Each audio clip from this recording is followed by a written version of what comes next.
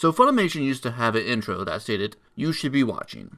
If one were to take that at face value and assume everything that the Funimation has dubbed or got the rights to release is worth watching, that's almost 630 different titles, and that's a lot of content to watch. Obviously, not all 630 titles are in fact worth watching, but what if someone were to go through all those titles and find which are in fact worth watching? So let's start this adventure with the most recent series I've watched on the site, Bofuri. I don't want to get hurt, so I will max out my defense. So Bofuri Run on Sentence is about Kaede, who, at the behest of her friend, buys a copy of the new hit MMO and trades her character, Maple. Given the fact she has little to no gaming experience, she decides since she doesn't want to get hurt to dump all her points into defense, and goes into a great shielder class. She of course then proceeds to have the time of her life doing pointless tasks such as playing with a cute looking enemy or purposely taking poison damage to quickly rank up poison resistance, both of which give her skills that players would eventually get as they played, not at the beginning. This leads to her fighting a Hydra boss and her spamming potions while waiting to become immune to poison, something very few players would decide is the plan to beat a boss. She also happens to be the first player to beat that boss, and that gives her her signature armor for the series, as well as gaining the ability to summon the Hydra itself. She then continues her adventure of playing the game her way, leading to her getting new skills and somehow breaking the game by applying a skill to her shield that basically allows her to one-shot other players. With this skill, she obviously destroys the first Battle Royale event, and that allows her and her friends to realize she's in fact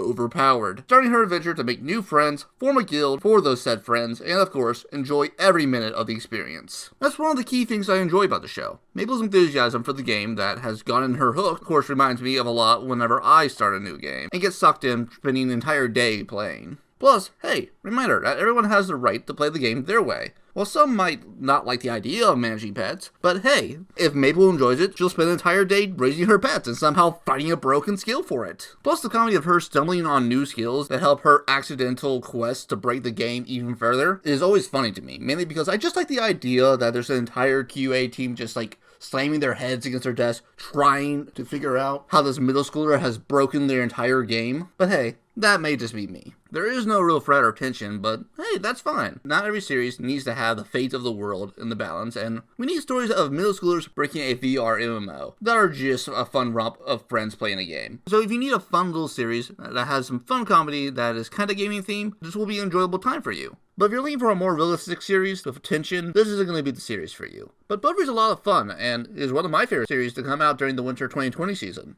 Thanks everybody for watching. This is the first episode in the series. I'm hoping to continue, so any tips or things you would like to see added or changed into the series would be appreciated. I also got a Patreon if you want to help support the series, or possibly vote for a community choice series to cover. Other than that, hope you all have a nice rest of the day.